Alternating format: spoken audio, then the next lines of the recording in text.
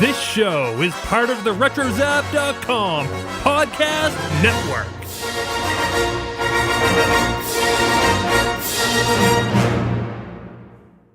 This is what you can look forward to on episode 207 of Skywalking Through Neverland. Let it flow, let your step go, slow and low, that is the tempo.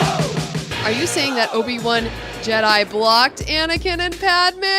Maybe Bespin fatigued Luke and go out on a date with Rapunzel. I almost fainted and was like, oh my god, that was Luke Skywalker. Oh my goodness, I was so surprised when I saw this crazy Easter egg. And that whole massage parlor scene in Canto Bight, that's not for younger eyes. And it is a familiar green bunny. Sounds like Disney. Sounds like the Disney we know and love. It kind of sounds like a Brady Bunch plot, too. The message I got from this is, long live the prequels. Wait a minute, did they just land on Alderaan? Are you ready? Off to Neverland. Here we go! A long time ago, in a galaxy far, far away. To all who come to this happy place, welcome. Disneyland is your land. When I first made Star Wars, everybody in Hollywood said, well, this is a movie Disney should have made. You're more than just fans. You're family.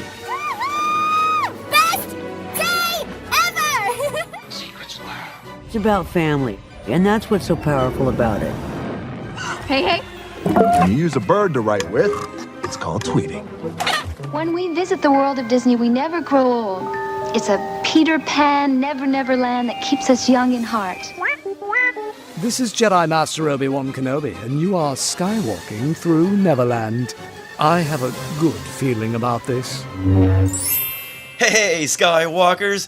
Hey, do you want to peek behind the Canto Bight curtain and hear about the making of those deleted scenes from The Last Jedi? How about we visit some old and new friends in Forces of Destiny? Then we want to welcome you to Skywalking Through Neverland. We are your enthusiastic podcast destination for the many decades of your Star Wars and Disney fandom. I am Richard Wolosky, and now everyone please say hello to my sweetie wife Sarah, who got me up extra early this morning so we can record. We are here now. We're here for you guys, and we want to give you guys a big Wookiee hug. To all of our family of Skywalkers who are watching us right now, live on Facebook and on YouTube.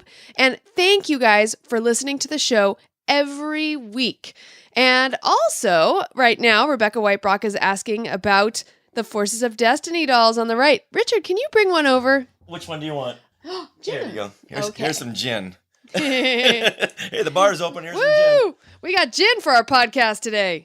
All right, and here's some Sabine. And soon we'll be adding to these collections.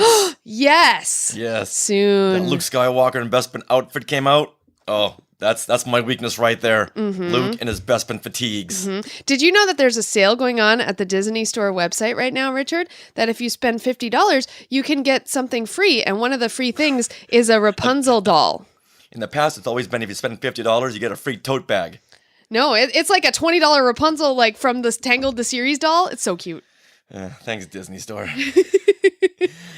So next week when we do our live show, we may have some new things to show. Who knows? Maybe Bespin fatigued Luke can go out on a date with Rapunzel. Oh, look at that cute. The possibilities are endless. I love it. And we love it when you share our joy in this adventure through fandom. And if you happen to be on YouTube right now, or if you're watching this on YouTube, or if you just like YouTube, we would love it if you would subscribe to us. We are youtube.com/skywalking through Neverland, and we are almost to 1,300 subscribers. So 1.3K. I love that 1.3K when you look at it on your mobile device. It's a nice visual. I know. So let's get it to 1.3K, guys. Go over and subscribe. Now, we are recording this from Long Beach, California, where it is raining. It's been raining all week, and as we're looking out our window, it's still raining. Yep, absolutely. All right, well, this is March the 22nd, 2018. Well, on this day, back in 1970, The Wonderful World of Disney Presents Disneyland Showtime aired. Ooh. Why is this so special? This special starring Kurt Russell and the Osmond Brothers? Well, they break into song. What? Not just any song, but they sang Sugar Sugar, a rejected song from the Monkees. Wow. How does it go? Do you know? Well, do you want to hear Kurt Russell singing with Jay Osmond? Absolutely. Then here you go. You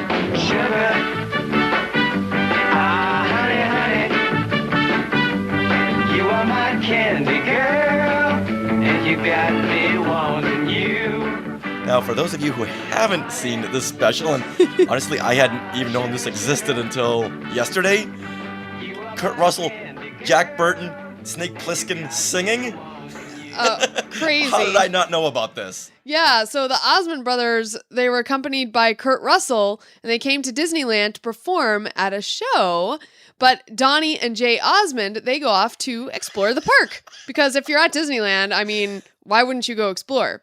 So, worried that they'll miss the performance, the rest of the cast go to try and retrieve them before it's too late. Then they also visit the newest Disneyland attraction at the time, the Haunted Mansion.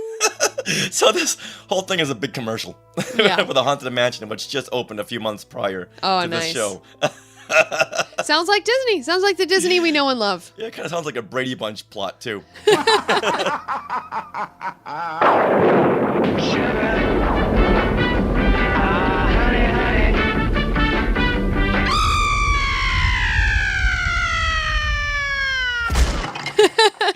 Well, you know what?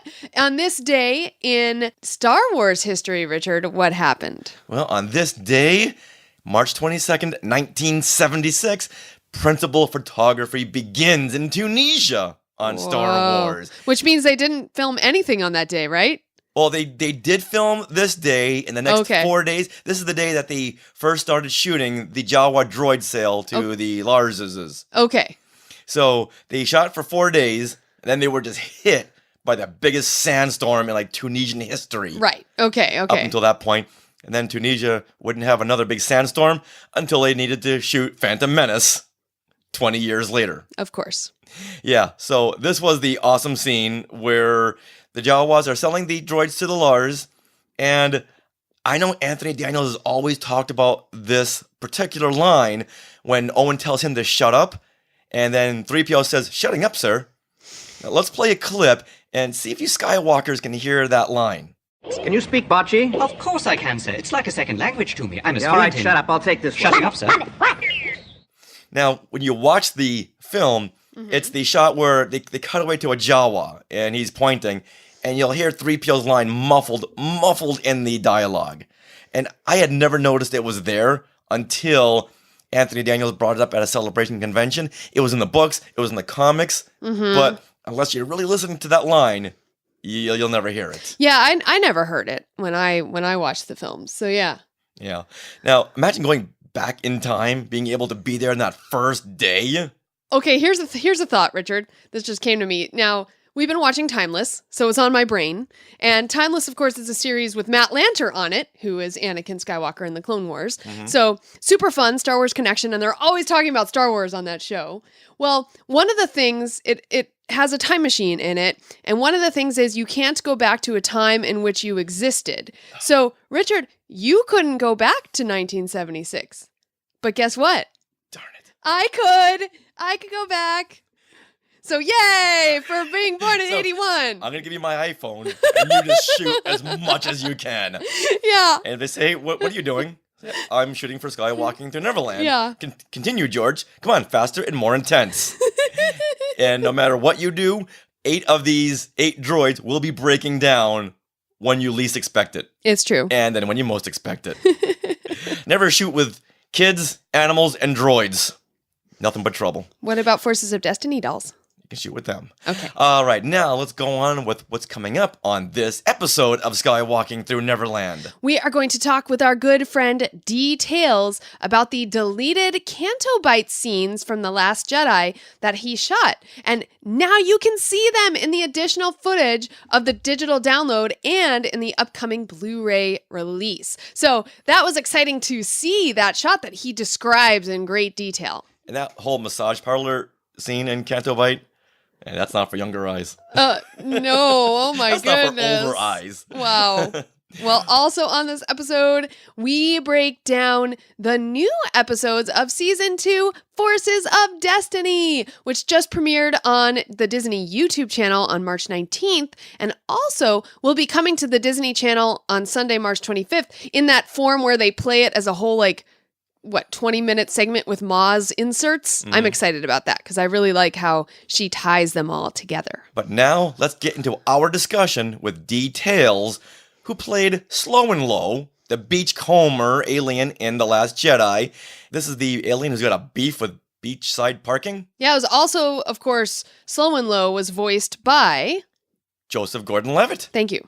Now, if you've heard our past discussions with Dee Tails, you'll know that the words slow and low are two things he is not. So let's get into this. Hey, Dee. Hey! Now, the last time we spoke to you, you took up the position as the new secret keeper, not telling us if you were in Solo, a Star Wars story. However, I think we got enough comments from you to make our own decisions. Yeah, but you know what? We don't expect you to crack until May 25th when Solo comes out. Yeah. But now, let's talk about The Last Jedi. Yeah, we want to hear about those unseen Canto Bight scenes that we can now see on the bonus footage on the digital release and Blu-ray. So, now tell us about the main character you play, Slowen Lo. I was being fitted for a couple of other creatures, and I was told about this one creature that I had to come in for who was going to be a beachcomber. And he was supposed to be with his metal detector on a beach, and he sees a ship fly over his head, and we just need that reaction or whatever. So I was like, oh, okay. And his clothes were he had these 3/4 length type of trouser type things on. He really looked like a beachcomber. Then I went in for another fitting and was told, oh yeah. I think he's gonna say something. And I'm like, oh, okay. And so I keep my mouth shut whenever they say something. I keep my mouth shut because the more I keep shut, the more that they want to talk. So I want to listen. I want to listen and get everything I can. Richard, we're doing this wrong. And then they were talking about various rehearsals as we started getting his clothes more attuned to the dress style of the casino, but still making him look kind of very chilled out, in his gown. And I was told, well, okay, yes, he's going to be very, very posh. He's got lots of money, and he doesn't have time for anybody. So you adopt the pose and the walk and the gestures for that. And then in that same rehearsal space, because Ryan had mapped out the entire floor of the 007 stage and worked out where everyone was going to be. Yeah, every creature. He knew where they were all going to be, so he could pass the camera by and he wasn't going to miss any. Uh-huh. While we were rehearsing for that, I then got to try on the head with everything plugged in, with the batteries, so on and so forth. Paul Casey, who arranges these rehearsals, who's Admiral Raddus or John Raddus from Rogue One. Yeah, brilliant. But here he's our coach, so he's showing me how hold myself, what the walk is should be all about and stuff like that. And then Paul says to me, well, your gesture, your character says, yeah, those are the guys. And so I would rehearse that movement so that the guys with animatronic could get that movement and we could lead straight into it together. And so that was all great. We get on set now and there's 300 extras, 600 extras. I can't remember how many there were. There were loads. It was packed. Right. And the stuntmen were rehearsing, doing their thing. Then it came to me doing my spot where it was like, that dialogue I gave you, yeah, those are the guys. That's what was going to be dubbed. Yes, as yeah, those are the shop parkers. Before I did that, Ryan comes up to me and I said, oh yeah, so he's kind of posh, he's kind of well-to-do, isn't he? He says, no. He says, think more of a hippie. He's like a really chilled out. He's a really chilled out hippie. Then my whole posture just sunk. And I was like, yeah, I can do that. And then before you know it, we're being flown off to Dubrovnik. Wow. To shoot the exterior. Yeah. Now, Dubrovnik. What is this again? What nation? Where is that? Croatia. Oh, okay. Wow. So you're the one who informs them, or the Canto Bight police, right? That Rose and Finn, those are the ones over there. They're the ones who parked illegally on the beach. Yeah. That's later on voiced over by Joseph Gordan Levitt. Yeah. And at the time, I had no idea that he was going to do the voice. So it was kind of like prior that, I'd already spoken to Neil Scanlon and said, Neil, I'm really scared, right? I want to ask Ryan if I could do the ADR. He says, yeah, just ask him. He's cool. Just go and ask him. All right. But I couldn't. I couldn't find the moment or the time because he just looked really busy. And plus I was scared. So I just didn't bother. All right. And so we're out in Dubrovnik. And it was interesting because while we were there, we saw all the press, and press were talking about it being Han Solo's funeral. And they were getting everything wrong. And I knew that our presence there was only for the chase sequence. So I knew it was seconds, and people were coming up with these elaborate ideas and possibilities of what we were doing there and what these creatures are dressed up as and what they're doing. So we get back, I'm back in the casino now, and I'm watching everybody, not sure if I'm going to be, if there's anything else they need me to film. And I go and have a chat with Paul Warren occasionally, bent down in that woman, the dowager woman. Yeah, with the dog. And then I'd run off and see Nathan. And Nathan was being looked after by Anthony Daniels. So Anthony Daniels was monitoring and keeping an eye on all the servant droids, which was amazing just to see him there and have a chat with him. Yeah, that's what Paul Warren was saying, that Anthony Daniels was the coach for all the server droids in Canto Bight. Yeah. He had to. And luckily, fortunately, I don't know. I mean, those costumes, they look really great. I'm not sure how comfy Nathan was. But unless you're given set movements as a team, it's all going to look messy if they're not set. So they've all got to look like they've come off the same factory belt. They're the same make and model, So who better to come in and give them the guidance than C-3PO? Because I think for droids, for all of us, the way that I see it is that the pinnacle is C-3PO. Now, what you've got to do in your droid is either just to the left of that or just to the right of that. You can't go and reinvent your own kind of droid, unless you're asked to. Mm-hmm. So with him being on set, it was pretty amazing. And then I finally got Ryan, and I said, Ryan, can I do the ADR? I really want to do the voice. And he's like, yeah, sure. And I was like, yes, right? But in the back of my mind, right, I know that when these productions get to the States, it takes on a life of its own. Mm. So I was really excited about the fact that at least I asked. That was it, regardless of whether I got it. At least I got to ask Ryan. And then everything's silent as the movie's coming out, and I have no idea what my character's called, what his name is, or anything like that.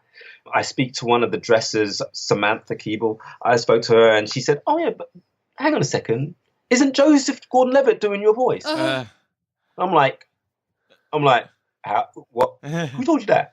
Right. So I instantly put her messages on hold, and I went scouring the universe, almost universe, Google, looking for it, and bits and pieces started to pop up. And I was like, oh, okay. I still had to wait a while before I can announce that I'm performing as that character. So I saw all the news about, and then some of them saying that, oh, now that's him in the suit. No, he's only doing the voice, whatever. So I'm enjoying all of this to a certain point, right? Because I'm like, oh, when can I just tell people? When can I just say it?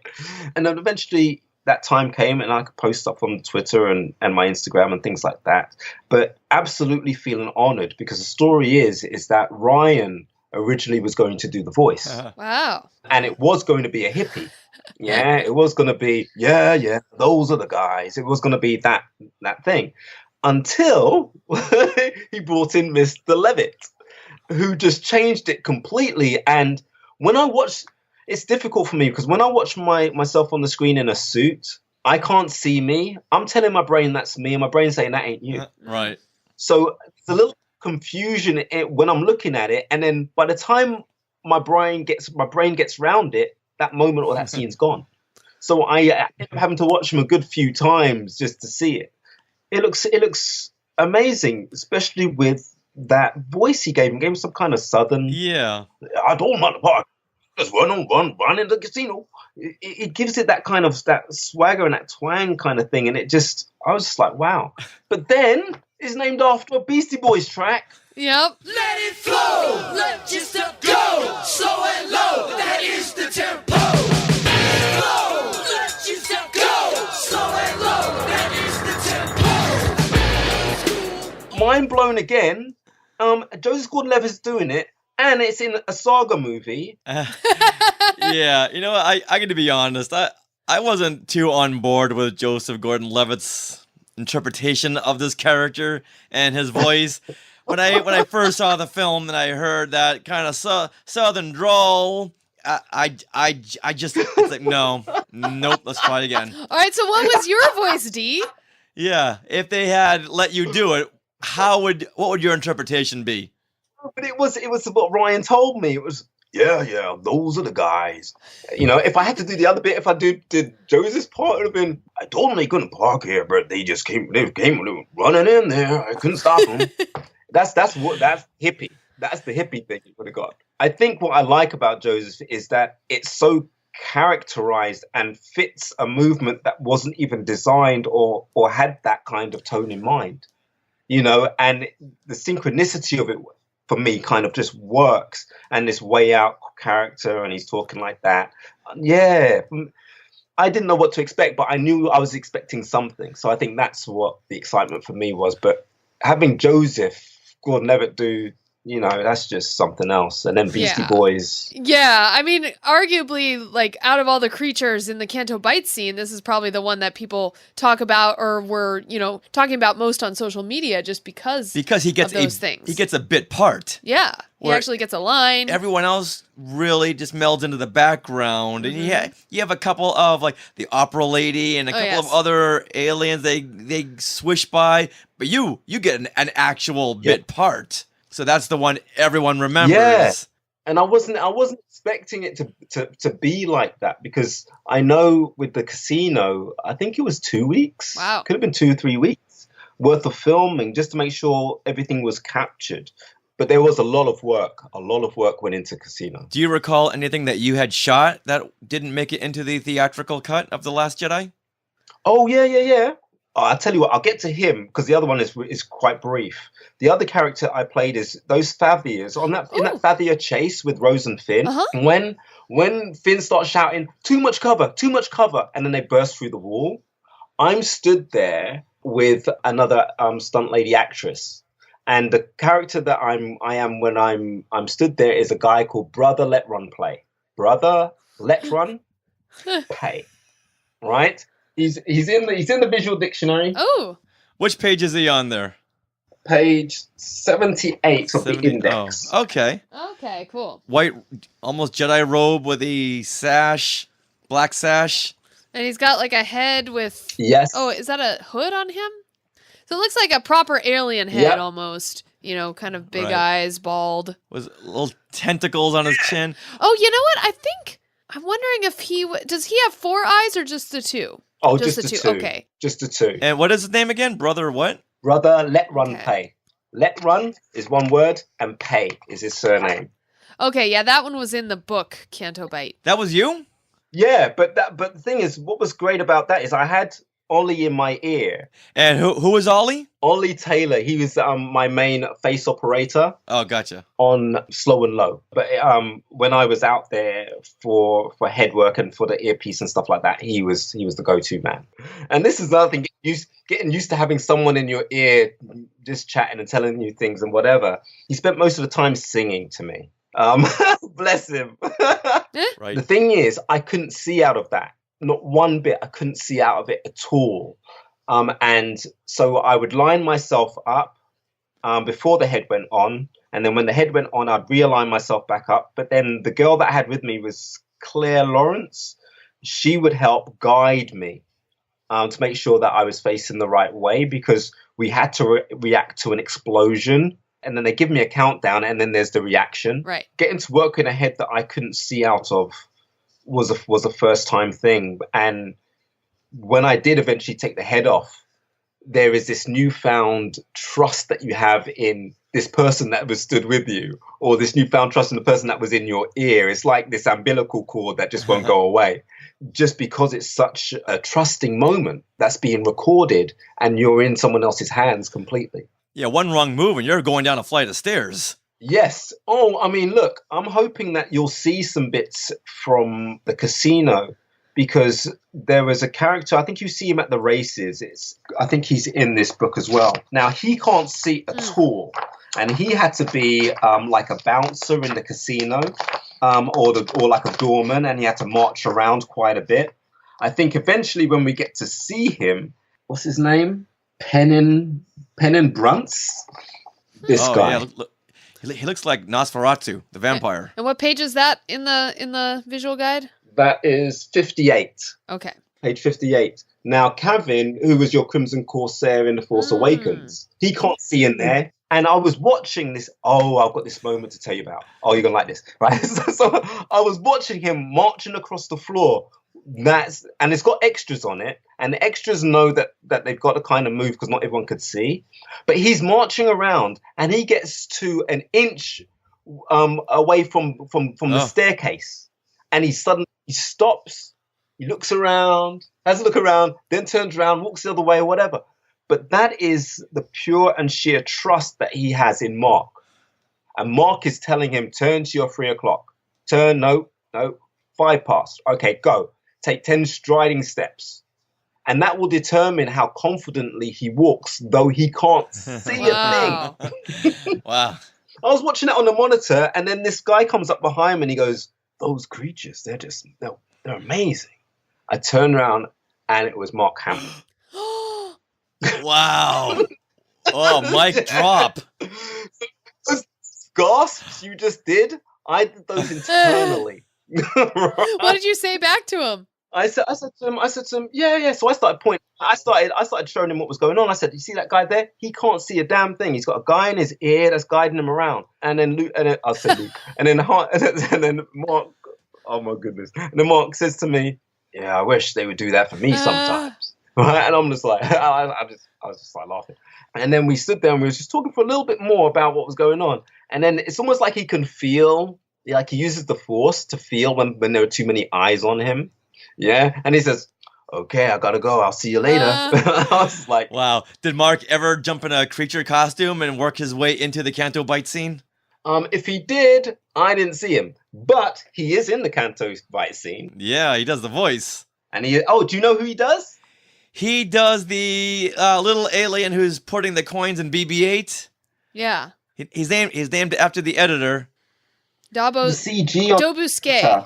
Dobuske. Oh, Dobuske. Is that his name? Yes. He's the one who is putting coins in a BB-8 thinking he's a slot machine. Which you know they're going to do in Vegas now. They've got to have a BB-8 slot machine. Yeah. But yeah, that was my best acting. When he came up behind me, that was my best acting. Outside of a suit. Just being very, very cool.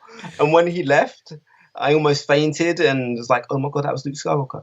But yeah, that was brilliant. But also the other question was the other creature. The other creature was a creature called Lexo Suga. This is the one you played? Yeah, that didn't make the movie. Okay. Lexo. He made the book. There's a Canto Bight book. Yes. He's like the best masseuse. Yes, he's the masseuse. Oh my gosh, that was my favorite story in the Canto Bight book. Yeah. How was that? Like, is your head in his hump? No, I'm on my knees. Oh. In front of me, there's a monitor which shows me what the camera's seeing. And I get to operate the arms because they were on rods. I got to do that. And Pete Hawkins, who was doing the animatronics, was doing the head. Wow. So your head, just for people who can't see this picture, was about halfway up his robes. So it wasn't even up near the hump at all. That's interesting. Yeah, right near the stomach area. Yeah, the stomach. Cool. Wow. Yeah, this whole scene with this creature here, which is another one that's disgustingly beautiful. You know what would be amazing? If they had like the whole Canto Bight scene kind of like a video game, like just laid out, and you could actually like take your cursor and like go through it and click on things, like a walkthrough of the Canto Bight. Awesome. Yeah, wouldn't that be amazing? Yeah, and then you could look around you and like click on things and this is this. It would be like a like a MapQuest camera. A virtual, yeah. Yeah, exactly. So you can walk around actually in that location and see all the creatures. They should really do that for Canto Bight and Maz Kanata's castle because we never really get a chance to see all the creatures and where they are. And you guys should really copyright all that stuff you just said. Well, maybe we should get on that. What's good about what you just said is that when we're doing them, we're kind of like thinking, oh man, can you imagine if they brought out the figures and they bring out a set piece, which is Maz's castle, and you have to collect the figures that will sit in all these places. You know, we kind of think about things like that. So even in that masseuse section, you know, we've got that creature lying on the bench. Next to Lexo, and then that's got 4 people inside it, believe it or not, inside the base.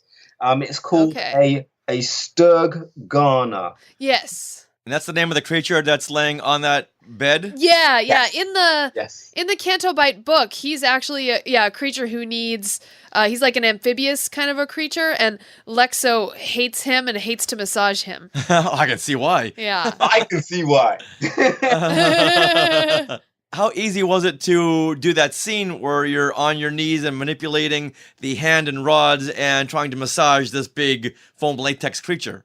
Oh, I mean, they looked after me really well, you know, and Lackey, one of the creature guys from the office, he was there checking out, making sure that the leads and everything were coming into the body of that suit okay, and making sure everyone else was all right. I kind of rehearsed. You rehearsed with the camera pace. The camera was going to track in waist level. Yeah.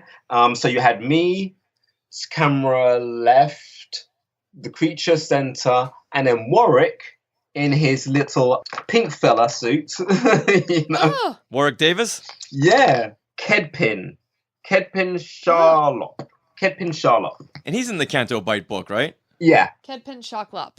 Yes. Yeah, and what would happen is as the camera would track in, he would get up, and being pink, you're thinking he's just really, really hot in the steam room, so he's getting really, really hot and glowing, and then he comes puffing past the camera as the camera comes in closer and then pans up, and we see the Fabias running over the top. Wow. That's what we were rehearsing.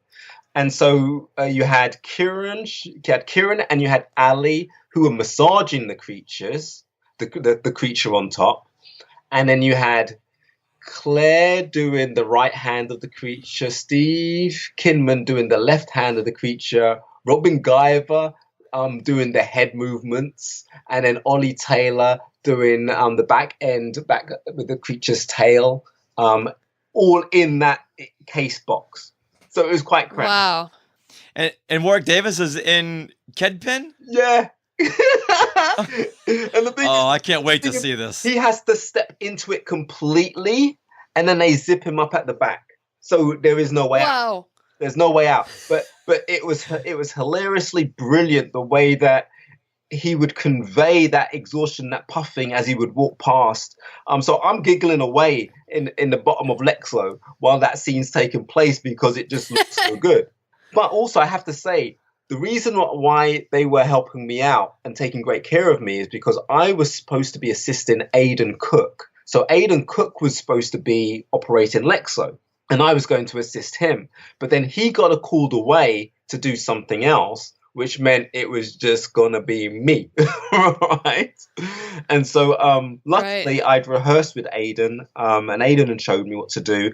And within the timing frame of everything, Paul Casey is always there to make sure that the timing and everything you do is working to order regarding how the camera is going to be shooting it. But I have to say those Fabias also, they made them to scale. Oh, wow. And I stood in front of one, and it looked like it once lived. Wow. And I stood there and I was trying to work out. It's like, right, if this was real, how would I run from this? Very fast. Yeah, well, zigzag. You have to try serpentine. Wow. You know, but it was brilliant, and it's Maria's team who put the hair in Chewie that did those things, and it's just I have no idea what's going on. I walk in like, oh, it's the first day for everybody, but they've been there for months, and this is what they're churning out, and you're thinking, this is incredible. Absolutely incredible. Wow. That is a good peek behind these deleted scenes. This is a couple of the stories from the Canto Bight book coming together in this one scene. Have you read this book? I've got the book. I haven't read it Okay. yet. Well, you need to read it because your character is like a main character in, I think, the third story, and he's like it's my favorite story. It's great. Oh, wow. Kedpen Shoklop is in the first story, and you're the Monsieur is in the third story, and the Monsieur actually has a human daughter that he's adopted. Oh, wow. Yeah. Okay. Really interesting. I can definitely see this as a new animated series. These creatures just scream out animation. They have so much story behind them. It's so rich. And I think that's what I'm still finding out more about from things in Rebels, things on set that people will tell me about, or I'll just put two and two together. I'll know exactly where that comes from. There's a rich palette of stuff for us to draw on, and it's all beautiful. It's all kind of, and you all understand it because it's in the same world, you know. Yeah. Right. Very, very cohesive. All right. Well, Dee, you know what? This has been an education. Now, if any of the Skywalkers out there want to get a hold of you, yes, how would they get a hold of you on social media? They've got to be good at using the Force, and just to be able to reach out. No, yeah, I'm on Twitter, I'm on Facebook, in my Instagram, digital_star. Yeah, you can find me. Not too many people with my name, so luckily. Yeah, so on Twitter you are Dee Tails, right? Yes. Other than a dog grooming service, there's me. So. So if you need your dog groomed, you're the man. Now, how would your character in Solo, A Star Wars Story, sign off this podcast? What would he say? Who you mean, Slowen Lo? No. From Solo, A Star Wars Story, the character you play in Solo, how would that character sign off of a podcast? Well, that's why I said Slowen Lo, because I don't know what you're talking about in terms of Solo. I mean, what creature that hasn't been invented yet? What are they gonna say? Gotcha. All right, Dee. Well, thank you once again for all your fantastic and amazing stories. Most definitely. Lots of love to you guys. You too. You too. Yay. Take care. Who needs coffee after talking with Dee? Wow, that guy is on a high. That's awesome. He's on a life high. All right, now let's break down the most recent 8 episodes of Forces of Destiny, which just premiered on the Disney YouTube channel and will be hitting the Disney Channel Sunday, March the 25th. The choices we make, the actions we take, moments, both big and small, shape us into forces of destiny.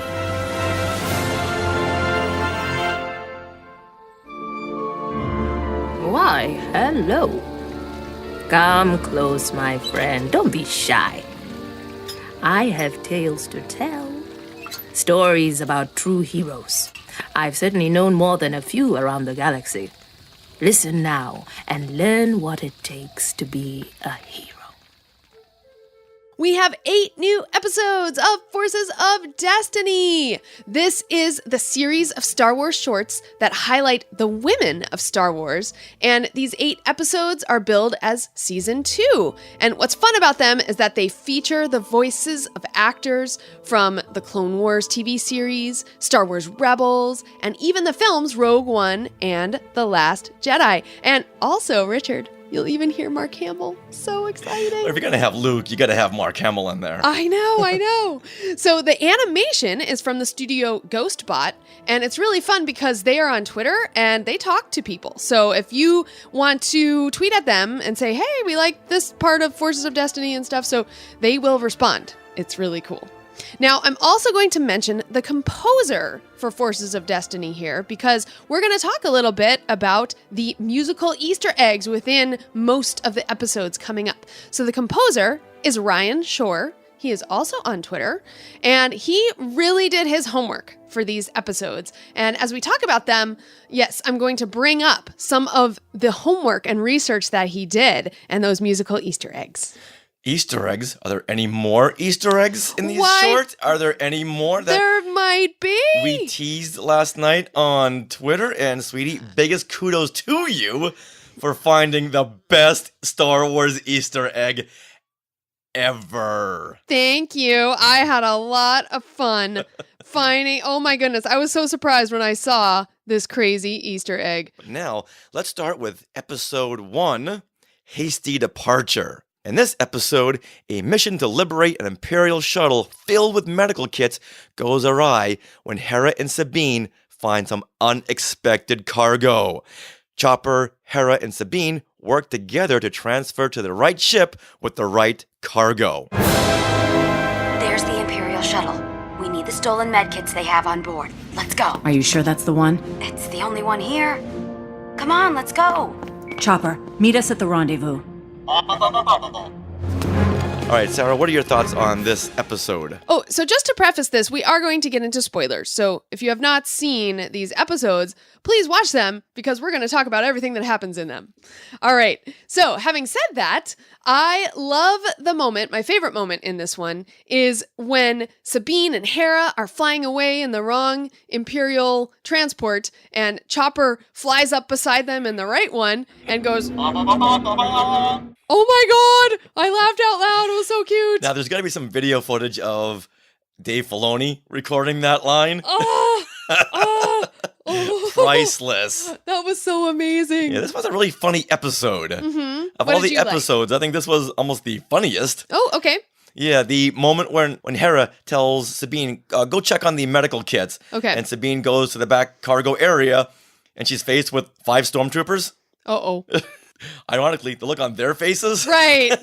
Just the way they're looking at her, which shows a lot of the animation or lack thereof that can express a lot from Ghostbot. So you have these faceless stormtroopers looking at her, but you know exactly what they're thinking. And you see her just slinking back and, Hera, got a bad feeling about this. She doesn't say that, but, along those lines. It does, yes. And then when Hera's flying the shuttle and she's shaking it back and forth, and the stormtroopers are bouncing back and forth in the shuttle, and just hilarious. It kind of reminds me of the old Hanna-Barbera cartoons. Okay. When they have just one big block of animation going back and forth. But Nice. it was very stylish and very reminiscent of the vintage era animation days. Awesome. They land on a planet which looks like Alderaan. I got that too. And I was trying to listen to the episode to see if they mention where they're going. No, and they don't. So, hey, it could be Alderaan. I'm all for that. Yeah. What? Wait a minute. Did they just land on Alderaan? Uh-oh. Did they not hear the show? Never land on Alderaan. Right.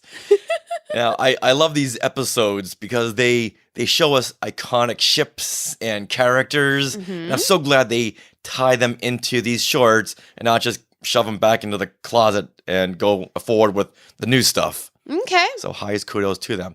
Now, after the 2.5-minute episode, what message did you get from this particular episode? Well, before that, I'd like to share a musical Easter egg that I heard. Oh, please. Okay, so Ryan Shore did some homework. He has obviously watched Star Wars Rebels and knows what Sabine's theme is because her theme plays when she and Hera, are about to jump over and Sabine's like, "We're going to jump over." Chopper, bring your ship in close and lower the ramp. We're going to jump over.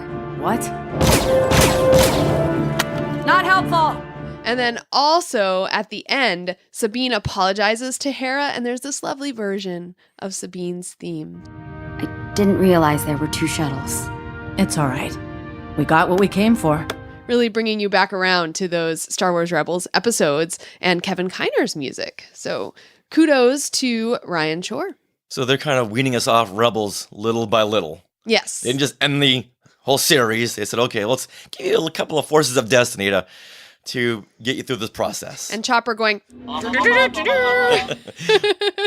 right, now with that, what message? Because all of these shorts, the whole purpose is to give you a message and give you a theme for the little kids. Because these are designed for the little ones. Okay. So it's always good to have a message with these shorts, and pretty much all kinds of animation and series aimed for that. I would say 4 to maybe 8-year-olds? Yeah, I would say. Yeah. Definitely. All right, so now, what message did you get from this episode? I would say pay attention to your surroundings and take in all the details What would you say? Oh, you're tying into details. Oh, I get it. Now, what I'm getting is don't rush into a task. Slow down, look at your surroundings, make sure you know exactly what you're doing and not just go blindly into it. So, kids, before you rush into anything, that leads to the dark side. That's true. I like that one. That was cute. Now, episode 2 of Forces of Destiny, Unexpected Company. Richard, do you want to tell us about this one? All right, Anakin's emotions endanger the mission when Ahsoka joins him and Padme on their ship. Oh, three's a crowd. And a hasty change of plans puts them on a dangerous path. General Skywalker, good to see you again. Thank you for joining me on this mission. It is my honor, Padme. You have no idea what I had to go through to get this mission. It'll be worth it to finally spend some time alone together. Master! Oh, no. Sorry I'm late. Ahsoka, what are you doing here? Master Obi-Wan said I should help with the mission. All right, this episode should have been called Busted! Because what they're saying is, hey, Anakin and Padme, yeah, we know about this secret. Yeah, you ain't fooling nobody. Yeah, you're certainly not fooling Ahsoka. And Master Kenobi was the one who said that Ahsoka should join Anakin and Padme on this mission. Now, at this point, do you think Master Kenobi knows what's going on? I think... This takes place right before Revenge of the Sith. Right. And we know in Revenge of the Sith, Obi-Wan tells Padme, hey, I know Anakin's the dad. So I think he probably suspects, and he knows there's an attachment there, and so he just wants to keep the attachment from happening even further. If he doesn't suspect that they're already in collusion, he suspects that there's something there that he wants to prevent. You know, like always, if you think you're going to be tempted for something, don't put yourself in situations where, you know, you'll give in to the temptation, basically. Just before Ahsoka shows up, Anakin and Padme were saying how happy they are to spend some time together. Cut to Ahsoka. Yep. She's their version of 3PO. Right. Always ready to step in. Hey guys, what's going on? Well, speaking of this episode was like a Clone Wars reunion because we got the voice actors Ashley Eckstein and Matt Lanter and Kat Tabor together, and there's this really fun picture that Ashley Eckstein posted at her universe on Twitter. So it's all of them together. I was like, oh, look at them. It's a reunion. Now, question for you. Anakin, Padme, and Ahsoka get into a ship. Yes. That's very reminiscent of the ship we last see in Star Wars Rebels that Sabine and Ahsoka get into and they fly away. Mm-hmm. Do you think that's the same ship? So I totally thought it was when Jonna Marie posted it on Twitter. She posted the picture, and I was like, before I saw the episodes, and I'm like, oh my gosh, it's the ship. So I thought this would be more of some kind of mission of Ahsoka and Sabine, perhaps, but I was wrong. So is it the same ship? I looked at them side by side. Okay. And it has different markings, Mm-hmm. but that doesn't mean anything because... Right, because this animation, Ghostbot, you know, it takes everything and simplifies it. So did it look simplified? No, it was much different. Okay, it was much different. And this would take place... Oh, way before. Way before Rebels. Right. Way before Rebels. And the ship in this short, in the Forces of Destiny short, had 2 gun ports on either side, where it didn't look like the ship in Rebels had those same gun ports. Okay. So we could just be looking way too deeply into it. Could be just a same class of ship, but a different year. Mm-hmm. Like if you look at Toyotas from one year to the next, they always look different. But you can tell they're the same make. Okay. Well, that makes sense. Yeah. So and similar paint scheme as well. I was looking into it a little bit too deeply because I do want to see a connection between the Forces of Destiny shorts and the films and the shows. I know. That'd because be great. When we had spoken to Jennifer Morrow a couple of episodes back about the prior season, and we said, are these canon? And she was led to believe that they're told with some interpretation. Right. And Jennifer Morrow being the writer for the first season of Forces of Destiny. They're campfire stories. Exactly, yes. So just as Maz is like telling the story how she remembers it, not necessarily how it is. Yes. Also, Steve Fitch has a comment on this particular episode. He says, are you saying that Obi-Wan Jedi blocked Anakin and Padme? Oh. I was trying to find a G-rated way of saying that, but Jedi block worked. Jedi block. That's a G. G-rated. All right. All right, so what else stuck out to you in this episode? Okay, so I loved some of the looks that are exchanged between like Ahsoka, Anakin and Padme. They're just so priceless. So I want to give a big props to Ghostbot because they really did a great job with the animation here. Like just the beats and things, that they did between these characters. Oh yeah, they really made use of this 2.5 minutes. Mm-hmm. Even those awkward paused silences, priceless. Yes. Now, at the very end of this episode, of course, there was a message. And what message did you get from this episode? I would say trust, I think, is a big message of this episode. Who's trusting who? I guess Anakin and Padme are trusting Ahsoka to not tell their secret. And do you think Ahsoka figured it out in this episode? Are you making this up as you go along, or is that what you really got? I'm making this up as I go. I'm taking a page from Indiana Jones. Yeah, because I got to be honest, some of these shorts, you got to really dig deep to find a message. But it was a fun episode, okay? The message I got from this is, long live the prequels. Nice. Boy, I was so happy when I saw this particular short because I didn't think they would ever go back to the prequel era, and that saddens me when we keep seeing the prequels getting sidelined. The fact that they mentioned Darth Sidious in The Last Jedi excited me, and the fact that we're seeing these characters from the prequel era excites me to no end. Absolutely. All right, so now let's go to episode 3, Shuttle Shock. Okay, this is where we see the Last Jedi characters. So Finn and Rose are going to Canto Bight. So this occurs right within the Last Jedi timeline. And while they're going there, they encounter a pod of creatures in the atmosphere. But a tentacle hits the shuttle and shorts out BB-8. So Finn and Rose must work together to fix BB-8 and land the shuttle safely.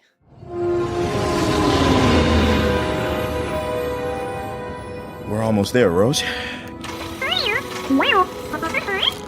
Yeah, now we just need to land, find the master code breaker, and get back fast so we can save the fleet. Oh. Simple. Is that all?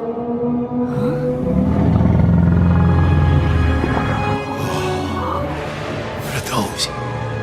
You tell me. Are they friendly? We're about to find out. So, Richard, what are your thoughts on this episode? I'm so glad they're using a lot of sea life as inspiration, because there's so many beautiful creatures in the sea. First, we get the space whales, the porgs in Rebels. And now we're getting these big, giant, colorful, beautiful jellyfish. Yes! Okay, did the jellyfish remind you of anything besides sea animals? It reminded me of Finding Nemo. Okay, yes, definitely. Yeah, when Dory and Nemo have to bounce through the jellyfish, right? Right. Okay, so I got flashbacks of that, but I also, when I first saw the first creature, because there was one creature that they saw at first, it has a huge resemblance to Encounter at Farpoint from Star Trek Next Generation, the very first episode, where the crew, they encounter this huge, and it's really like as big as a city, a huge jellyfish-like being. And so I totally got flashbacks of that. When we were watching these, we were saying, who is voicing these characters? Yes! Who is voicing Finn and Rose? They Because sounded weird. they're just not nailing these characters. And come to find out that it was John Boyega, yes, and Kelly Marie Tran. Yeah. Yeah, we cross-referenced it on IMDb, and StarWars.com. But they don't sound okay, so I think they're not voice actors. So they don't, I mean, they didn't I don't know, John Boyega really sounded muffled, and it was hard to hear his dialogue sometimes too. Now, I listened to these shorts a number of times just to get any kind of connection, and by the end, I was hearing John Boyega in there. When he gets really excited, his voice goes up. Oh yeah! Did you see that? Yeah. So I got some Boyega-isms from that. But Kelly Marie Tran, I'm just not getting this. What did you guys think? I'd love to know if you thought that they were the actual characters. Let us know at Skywalking Pod. Yeah, even Steve Fitch on YouTube agrees with us. Kelly and John sound different as cartoons. Yeah. Kind of like the way going back to the Star Wars Holiday Special, as I always do. And Harrison Ford didn't really sound like Harrison Ford in that animated short. Okay. The Boba Fett animated short. You know what I think it is? It's just when you're acting, when you're speaking into a mic, if you're not projecting and talking to someone, but you're speaking to the mic, your voice just sounds more introverted.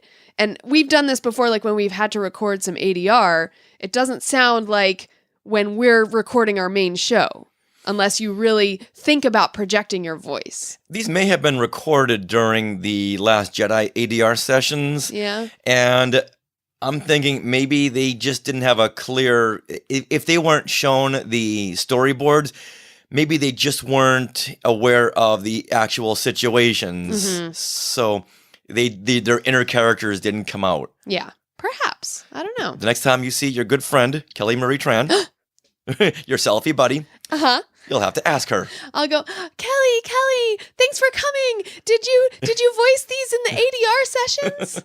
Oh my gosh. All right, now... I have a musical Easter egg to bring up. Oh, okay. Okay, so in this episode, there's a musical Easter egg by Ryan Shore, and it's Rose's theme. It plays within the first 30 seconds, and then also at the end, as things are resolved, Rose's theme comes in. So, yay. Thanks, BB-8. Glad you're okay. Yeah. Nice job back there. You too. All right. Now let's find that master codebreaker. I loved it. Now, other than the fun musical Easter egg, there really wasn't much to this one. Well... It was a very short snippet in a very big scene. Okay. The tentacle hits the ship, it shorts out, BB-8 is fixed, roll credits. All right, so now, what message did you get from this episode? Okay, well, I'm seeing a message, and the message is teamwork. Okay. The message I got was, we need another reason for BB-8 to give a thumbs up. There you go, there's the message. Nice. Now let's go on to the fourth episode, Jin's Trade. Okay, here, a Chadra fan, is that how you say that? Yes. Okay, here, a Chadra fan child. Or as the classic fans know this character, Kabe from the Cantina. Okay. Kabe was her name in Star Wars, but they're using that model for this character. Okay. So just anyone out there needing a visual, just think of Kabe, the little mouse-like alien in the cantina who's reaching up for the glass of blue milk, and you can see right through her eyes. Oh, wow. Okay. Well, in this episode, the Chadra fan child is a boy, and he snatches Jin's Kyber crystal necklace away, and Jin then gives chase.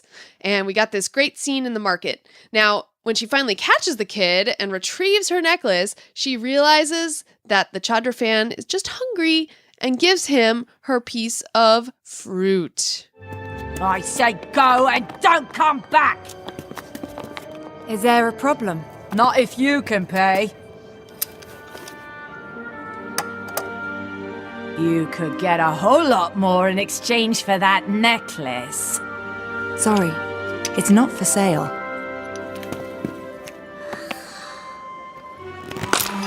Hey! Get back here! Clever boy. Aw. All right. So, what do we think of this one? Now, we saw this same kid in the short Newest Recruit. It was the same model. Not sure if it was the same character. It sounded the same. Well, I'm so glad they're pulling from Rogue One. Okay. And I love me some Jin. And Jin chases this kid, finally apprehends the little Chadra fan Kabe kid. And... little brat. Yeah. And he gets her necklace back and says, I'm going to reward you for stealing my necklace by giving you a piece of fruit. Yeah, it doesn't make any sense. This is my least favorite episode just because it doesn't really teach a good lesson. Well, you know what? The kid was hungry.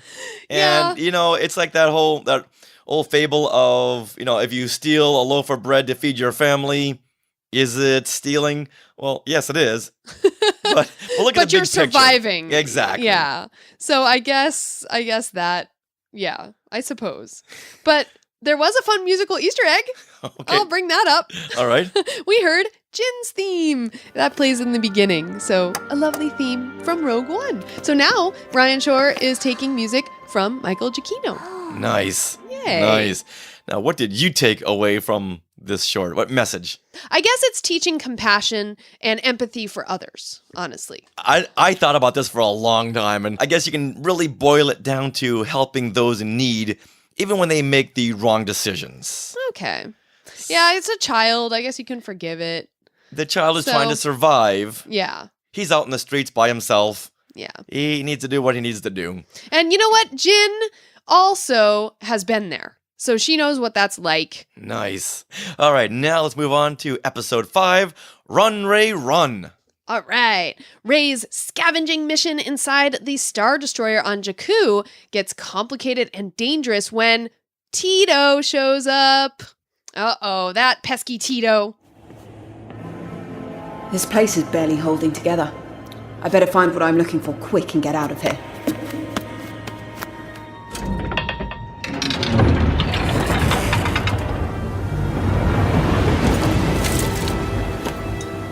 I'll just leave this alone.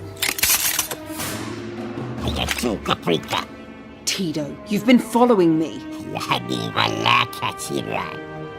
So, Richard, what did you think of this episode? I'm thinking we've already been here a couple of times in past shorts. Mm-hmm. I'm wondering why we're going back to this time frame when Rey was still a scavenger. She's coming up against Tito.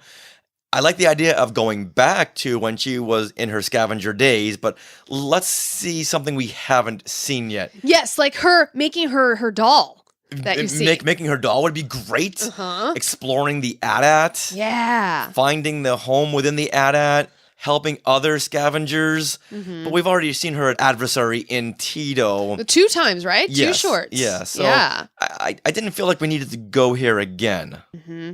There is a fun musical Easter egg.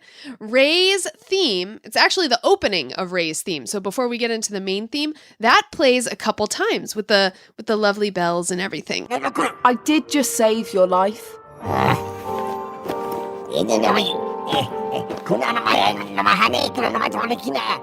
Yeah, that was at the very end when Rey says, hey, give me back my stuff. Mm-hmm.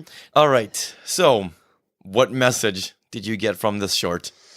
Once again, I guess it's, saving someone's life is more important than what they've done to you, I guess. Kind of rising above it. Yes, yes. Rising above someone else's very narrow, focused view. Okay, I like it. Okay, that's good. Yeah, originally I didn't really see a point up until like right now. Mm-hmm. Or you could always say that a message could be, don't leave your arch nemesis to get crushed under a crumbling Star Destroyer when they didn't listen when they should have. Wow, that's quite a convoluted message. But hey, who hasn't been there? I haven't been scavenging inside a Star Destroyer lately. No, but I'm sure there's many Skywalkers out there who have, and this really connects with them on a visceral level. Okay. Under a crumbling Star Destroyer, someone says, "Don't push that red button. Don't pull that out of the wall." It's happened. Sweetie, it'll happen to you someday. Yay! When it does, you listen to Rey. Okay.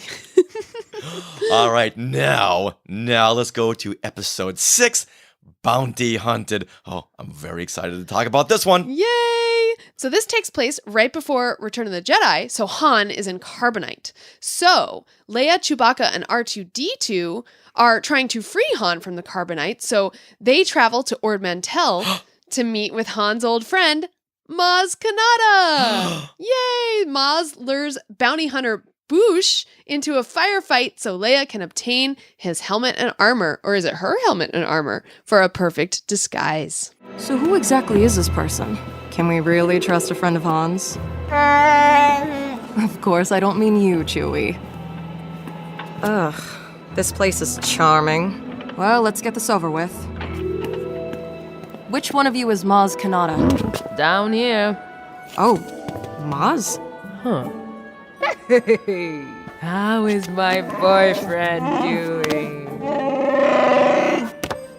You must be Leia. Hans told me about you. So, what happened to Han? Huh? frozen in carbonite. Oh.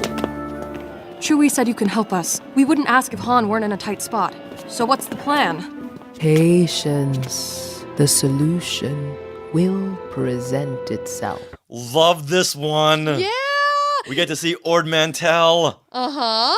And it's very reminiscent of the episode, of course, in the first season of Forces of Destiny, where Leia gets her Ewok dress. Right. Yeah. Hold on, before we continue. Yes. Do you pronounce the bounty hunter Bausch or Boosh? Oh, it's both, honestly. Sometimes I say Bausch. Sometimes Boosh is like easier to say. So I'm going to say Boosh. I think in any kind of recorded material from Return of the Jedi, like the record, the story on record, and any kind of audio book, it has been pronounced as Boosh. Okay. But growing up, before I heard all this, I always pronounced it Bausch. So in my head, it's Bausch. Okay. It's kind of like when you're reading Harry Potter and you never heard the audiobook and Hermione is Hermione. Just like that. In your head. All right. What are your thoughts on this one? Okay. Maz and Chewie. Maz is like, oh, it's my boyfriend. And Chewie gives her a big old hug, and they're so cute, and I love them, and I ship them. Do you know what I loved? What? I loved the Easter egg that, sweetie, you found. Yes! I was rewatching this episode last night, and it just so happens my screen is like over to the right. So the left side of this episode, there was a fun Easter egg within the first 15 seconds, and it is a familiar green bunny. A familiar green bunny. Who could it be? From the classic Marvel Star Wars comics. Go ahead and tell him. It's Jackson! It's totally Jackson. He's in the shadows, but you can clearly make out he's got like a red jumpsuit on with the white. And because I have made this as a running costume, I knew exactly what his white, like, what is that, like chest piece should look like on top of the red. And I was like, wait, that looks like, and then you look above and it's a green head and his bunny ears are somewhat cut off by something in front of them, but you can still make them out. It's totally Jackson. It is Jackson, and we see some other creature Easter eggs in there as well. Yeah, Richard, you found these. Yeah, we find a Nimbanal, which is Marvel fans will know this creature as the type that we first recognized Jabba the Hutt in the classic Marvel Star Wars comics, where he looked more like a walrus with white hair coming out of the sides of his face. Mm-hmm. We saw one of those type of creatures all the way to the left. Okay. And this is the shot where Leia, Chewie, and R2 are rolling into this marketplace. There's an overhead shot, so you get to see a good bird's eye view. So we'll see that creature off to this side, looking like she's wearing a Star Trek uniform. And then off to the right, we will see an R1 unit that we saw at the droid sale in Star Wars, when the Jawas are selling the droids to the Larses. Okay. That's that very tall, black R2. It's an R1 unit, but it's that droid all the way to the right. Okay, cool. Now, let's discuss this possibility. In The Empire Strikes Back, Han mentions that he ran into a bounty hunter on Ord Mantell. Yes. And he knows at that point there's a price on his head, so he's got to leave. Okay. So is there a possibility that bounty hunter he ran into was Bausch? Of course. I mean, he's on Ord Mantell. Now, is Jackson a bounty hunter? He's a mercenary. Mercenary bounty hunter, same thing. So he could have run into Jackson. I'm just saying. Yeah, so apparently we see a lot of bounty hunters on Ord Mantell. So I want to look deeper into this, and I'm sure maybe it was discussed in a book, comic, video game, trading card, action figure, card back somewhere. Okay. But I want to explore this, and on the next episode, hopefully we'll have an answer. Yes. Okay, well, it was so fun to see Maz. I mean, didn't you love that? Oh, yeah, as always. I know. And she has some words of wisdom at the end regarding Han and Leia's relationship. I like this one, Chewie. Tell Han she's a keeper. It's so cute. Oh, my goodness. So I think that's the message of this episode. Maz is giving her blessing for Han and Leia. Okay. What do you think the message is? You're really stretching for these, aren't you? No. And once again, I know some of these shorts you do have to really stretch. Now, for me, I think the message is not to close yourself off to possibilities, and sometimes the answer is right there in front of your face. Nice. Like Leia was ready to throw in the towel when they're confronted by Bausch. Right. Oh, what are we going to do now? It was Maz who said, hey, wait a minute. Maybe the answer is right there in front of you. That bounty hunter seems to be the same size as you, Leia. Yep. We can take that bounty hunter's uniform and sneak into Jabba's palace. And thanks to R2, they didn't have to shoot that bounty hunter. Right, right. Just knock it back. So just when you think all is lost, maybe the answer is right there in front of your face. Don't let the shroud of darkness blind you to the possibilities. Mm-hmm. All right, now let's move on to Episode 7, The Path Ahead. Struggling with his Jedi training, Luke is grateful for Master Yoda's offer to join him in his training on Dagobah, until he learns that Yoda will be riding in his backpack. Oh, and the fun never stops. Master Yoda! I think I got it! No. Concentrate, you must. I was concentrating. For a moment, I could see a path through the trees. And then? And then well, I didn't want you to miss it. Miss it? Miss the branch you did? Your mind. Ahead of your body, it was. All right, I'll go again. This time, go with you I will. Really? Well, great. It'll be easier if I can follow you. No, not follow. Carry me, you will. Carry you? Master Yoda, I can barely look out for myself up there. Then concentrate, you must. Or fall, we will. Worse for me than you, I think. So obviously this comes right in the middle of The Empire Strikes Back. Right. So this is right when we first see Luke climbing up the vines and on those big trees and jumping from branch to branch. Yeah. So this takes place, we could almost insert this right in The Empire Strikes Back. You really could. That'd be kind of funny. All right, so now what are your thoughts on The Path Ahead? Well, both of us looked at each other when we heard Mark Hamill. Yeah, for a second, I almost didn't think it was Mark Hamill. Oh, really? But then there are certain things he says. It's like, oh, that's a Mark Hamill-ism right there. Yeah, and it was so cute because he was raising his voice higher like he was younger, and he's whining. Well, that's Luke's arc. I know. I loved it. We both looked at each other and laughed. It was so great. I couldn't see them going to someone else for a Luke voiceover. Oh, no. Well, then again, Corey Burton does a really good Luke Skywalker, a good Mark Hamill. But it's not the same as Mark Hamill. No, not at all. Not at all. Okay, so this one did have a couple musical Easter eggs. Yeah, Are you ready? I'm ready. It begins with Yoda's theme. For a moment, I could see a path through the trees. And then? And then well, I didn't want you to miss it. Miss it? Miss the branch you did.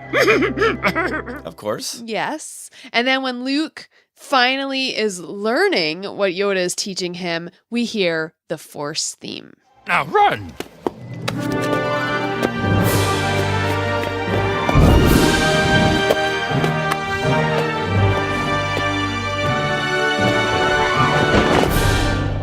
Very nice. Now, something just came to mind here. Mm-hmm. At the beginning of this segment, you said that Forces of Destiny is really focusing on girl empowerment. Yeah, and the females of Star Wars. Like, each episode has a girl in it. Padme, Leia, Ahsoka. So I guess in every 32 episodes, the guys get one? Well, but guys are sprinkled in them, too. You know, right, you but have... this is the only one. And only guy-centric episode. It's true. Yeah, so this one does not have any females in it, not even a female snake. How do you know this? I didn't see any female snakes. Okay. All right, now, what message did you get from The Path Ahead? Well, this one was pretty easy because Yoda says it. Trust what you see, not what you think you see.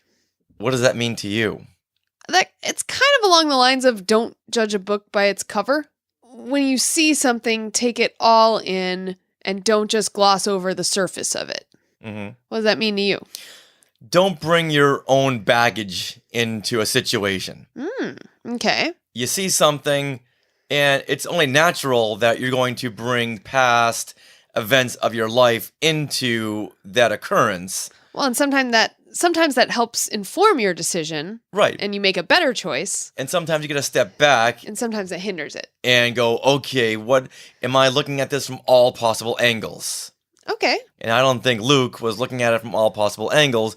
He was just going on the, no, I can't do this, no, I can't do this, what's going on? Right. I think this is one of the better messages of the series so far, of this season. I agree. And I'm excited about the Forces of Destiny Luke adventure figure, excuse me. Yes, only the adventure figure, he's wearing the jacket, the Bespin jacket. He is, but you could probably take it off. Now, would you be upset if he didn't have the jacket? Oh, yeah. I love that jacket. See? There you go. So that's why they added the jacket. They knew that fans like you would be upset. It's because of that jacket, I'm going to buy the figure. Oh. All right. Now, let's move on to the last episode number 8, Porg Problems. What could possibly go wrong when you have porgs? Oh my goodness. Okay, here we go. Rey is struggling to force lift stones, but that is exactly when a curious porg snatches her lightsaber. Rey gives chase, and the Force lifts the porg before it can dive into the water with her saber. Rey thanks the porg for the unexpected help in her training. And then the other porgs all want to join in the fun. Oh. Hey! Come back here with that!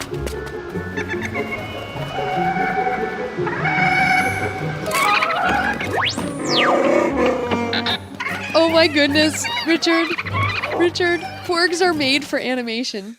Oh, yeah. Now you have a whole gaggle of them. Oh, they're so cute. And then we got new porg sounds in this one. Yes, we did. Yeah, never too late for more porg sounds. I love the sound that the little porg makes when he's like floating in midair trying to hold on to the saber. It's just the cutest thing ever. And we get to see a porg with an ignited lightsaber in his mouth. Yes. You know, I did take a screen capture of that. I gotta post that because that's. Can you imagine that? A porg Jedi? Whoa. Oh. Well, what I find great about this is they really extrapolated just that one moment in The Last Jedi where the two porgs are playing with Rey's lightsaber and one is looking at the hilt, like his little looking eye inside where the saber comes out. And then the other one is like bouncing on the actual switch. It's like, oh no, you're gonna skewer a porg. So this actually kind of fleshes out what would happen if that saber actually turned on. Now, you just said something I want to ask you about. Okay. You said it was Rey's lightsaber. I did. At this point, is it Rey's lightsaber? Well, yeah. She just got it not too long ago. She did, but it called to her. So I'm deeming it Rey's lightsaber. But okay, yeah, it did call to her. So, Yeah. okay, we'd make it her lightsaber. I think if we're talking, like wand lore, you know how wands belong to the wizards? Mhm. So at this moment, that lightsaber has called to her. So it is connected to her in some way, more so than Luke at this moment in time. Right. Because Luke rejected it. Yes, he did. What's the saber gonna do? Threw it over his shoulder. Exactly. Okay. And the saber didn't like that. Null and void. Yeah. All right, Ray, it's now yours. Well, now is it hers or is it the porgs? Well, judging by the end of this episode, it's now hers. That's true. Guess she got it back. See, she demonstrated that she wanted that lightsaber, and lightsaber was like, okay, I'll come back. See, there you go. Why would a porg want a lightsaber? Well, they didn't know what they were dealing with. They were just like, But they're it's- curious. You can't eat it. Curiosity killed the porg. Well, not in this short. Not in this short, but it could have. No, Chewbacca killed the porg. Oh, all right. Let's move on. Let's Okay. move on. All right. What Easter eggs did you find in this short? Okay. Well, There's musical Easter egg again. Woohoo! Thanks, Ryan Shore. There's the Jedi Steps theme as we see the establishing shot of Ahch-To Island. And then there's a bit of Rey's theme when she's levitating the porg. So I thought those were fun. That shot of the porgs all jumping into the ocean, one of the funniest shots I've ever seen. Yes. They're like little penguins. Like little penguins, right? Yeah. All jumping in, and the last one just doesn't make it. What else did you think about this little episode? It didn't really further anything. Okay. Didn't really further the story. It was just really fun to watch. Yes. And at the end, Rey tells them all, hey, you know what? There's enough training here for everybody. Everyone can help me out. Yeah, and you get that little shot of the porgs raising their little wings up to her, like, oh, me too, me too. What is really fun about that shot is that was one of the promotional photos that was circulated around before these episodes aired. And Matt Clifton posted that particular photo. So it's Rey, you see it over Rey's shoulder, and she's looking down on the porgs, and the little porgs are all lifting up their wings, right? That was the shot. And Matt Clifton, before these episodes aired, posted this photo in the Fangirls Going Rogue Facebook group and asked everyone to caption this. So there was some really funny captions. So I'm going to read these. Okay. Because a lot of the Fangirls Going Rogue listeners are also Skywalkers. So here we go. Garrett Sessions says, "We lack any self-preservation instincts. We surrender." About the porgs. Kevin Reitzel says the porgs are saying, "We require hugs." BJ Priester says, "Touchdown." And Kai Charles says, "Up, up, up. That's how my nephews asked to be picked up." At Trisha Barr thinks the porgs are saying, "Who wants to go on a ride on the Falcon? Me." Scott Hume says, "Which one of you wants to be Chewie's dinner?" Oh. And Joey Pittman, "You have saved our lives. We are eternally grateful." Aww. Which, that cracked me up. Yeah, I was thinking they're all saying, me, get me out of here. Have you seen what that Wookiee did to Chuck? Put him on a Spitfire. Get me out of here. I'm imagining these porgs have real names like Bill and Bob and Chuck, Fred, Susie, Sally. Maybe on Ahch-To, those are exotic names. Hey, they could be. I love it.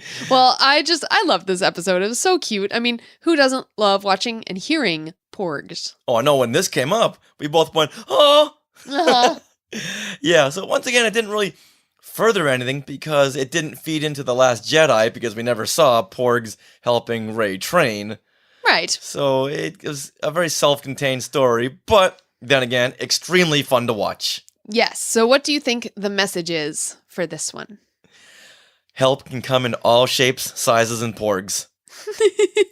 Yes. Sometimes good things come in small packages. And, most important message, don't look into the death end of a lightsaber. Yes, that would be bad. All right, so there you go. There you have it. Those are the newest Forces of Destiny episodes, all 8 of them. Now, once again, this just aired on the Disney YouTube channel on March the 19th, but they will be airing on the Disney Channel on March the 25th, which is a Sunday. Yeah, and that will be in the long form version with little Maz Kanata inserts. Right. Telling her campfire stories. So I guess we have this to hold us over until Dave Filoni announces the next animated series, which he did say is coming very soon. The announcement is coming very soon. What? I know. So, Skywalkers, what do you think it's going to be? What do you think the next animated series is going to be, and what time frame do you think it's going to be? Yeah. Tweet at us at SkywalkingPod. Well, that wraps up episode 207 of Skywalking Through Neverland. We would like to thank Dee Tails and all of you Skywalkers who listen every single week, and a big thank you to those of you who are new who listened for the very first time. And now I want to remind everyone to head over to our YouTube channel where we are posting press conferences. We're posting videos of events that we go to. We're posting all kinds of things beyond just our podcast episodes. So please head over to youtube.com/Skywalking Through Neverland to subscribe, and you'll also get notifications of when we go live each week. And after you're done doing that, you can head on over there to retrozap.com, where you can find more awesome podcasts like Brews and Blasters, Beltway Banthas, Warp Trails, The Deuce Cast Movie Show, Starships, Sabers, and Scoundrels, Kanata's Castle, Techno Retro Dads, and Talking Apes, which we just put out our most recent episode, where we tell the Skywalkers and the ape listeners out there where they can go to help fund this new awesome documentary, Making Apes. It's been 20 years since we've had a great Planet of the Apes documentary. We need one now. And on social media, we are at Skywalking Pod for Twitter and Instagram. We also have our wonderful Facebook group, which is totally Drama Llama free. And you can head over to Facebook and search Skywalking Through Neverland group and request to join. It is a closed group, so make sure you answer the questions that we give you. All right, now stay tuned for bits of conversation that didn't really make it into the show because they were just too darn loopy. Bloopers, bloopers, bloopers, woohoo! And right after that, always remember... Neverland on Alderaan. Some imagination, huh?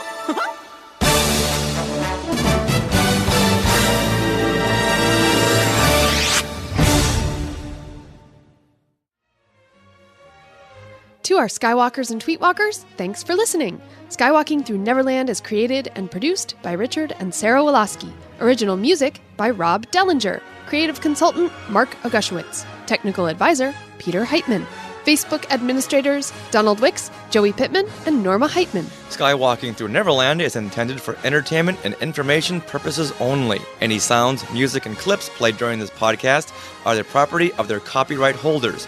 All original content is property of Skywalking Through Neverland, all rights reserved. Sorry, had to be said.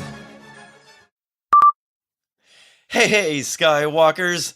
I'm gonna stop here for a second for some reason. Because, this was creeping me out. And we gotten a lot of answers, even though you told us nothing about Solo. And we thank you for that. Hello, Dee? When now? And what now, huh? What? We're gonna break you before May 25th. We're gonna break you. This I swear.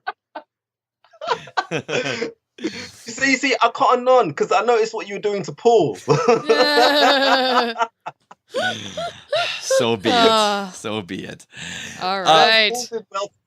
Paul did well to survive. Yes, he did. I'm sure you guys all have a masterclass in how to avoid questions like this.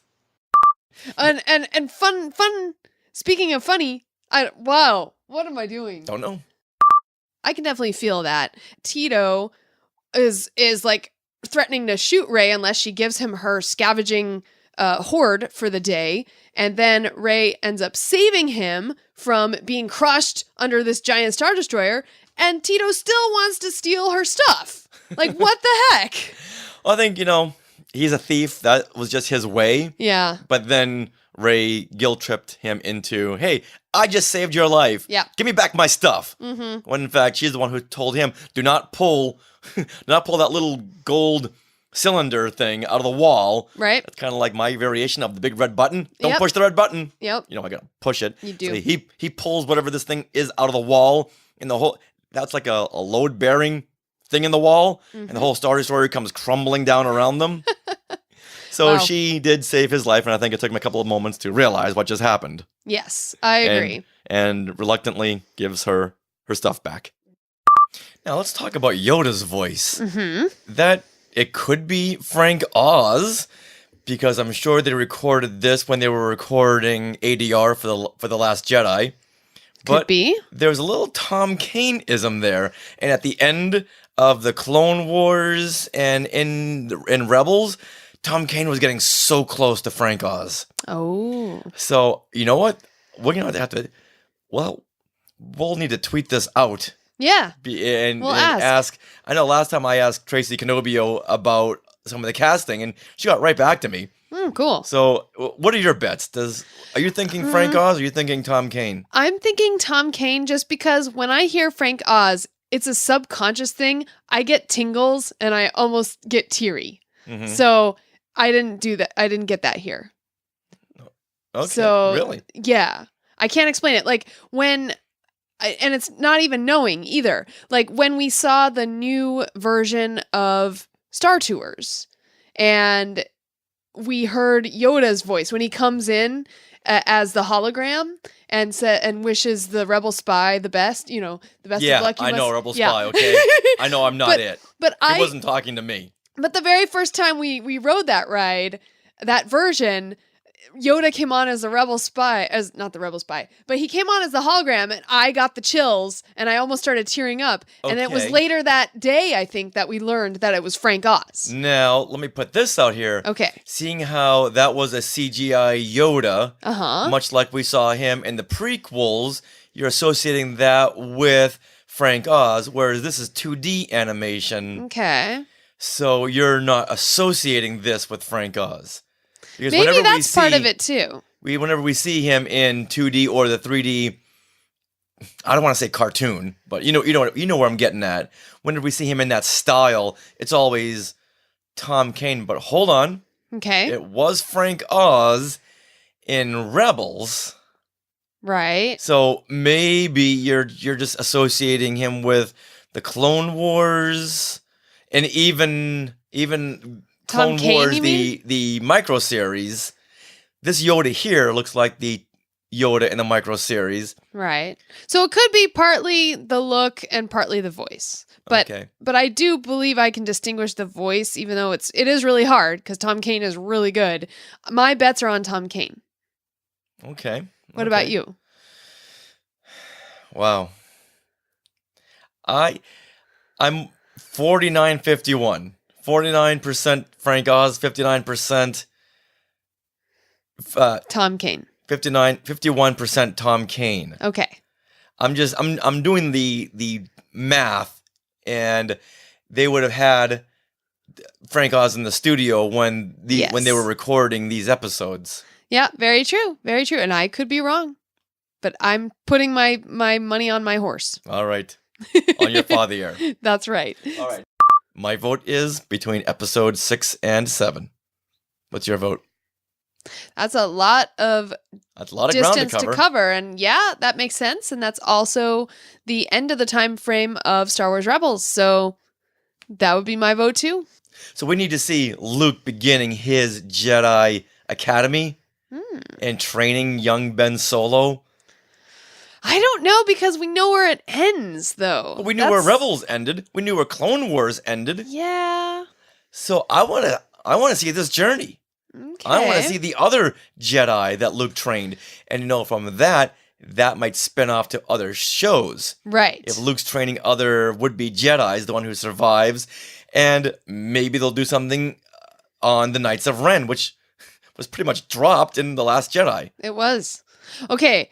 Well, I want to see Wild Space. There's been little hints and things like in the Thrawn novel. And of course now I think the Purgles, do they come from Wild Space? Right? I don't know. I just want to see other ends of the galaxy. So I'm all about exploring. I'm all about staying in my comfort zone. Bring me more Skywalker! More Skywalker! Wild Space, Wild Outland. Oh, it's amazing. That should be a song.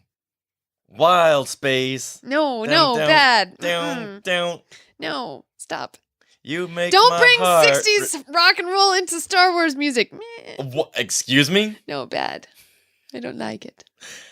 So the monkeys in Star Wars can't have a crossover? No. I'm sorry. Good. Stop recording.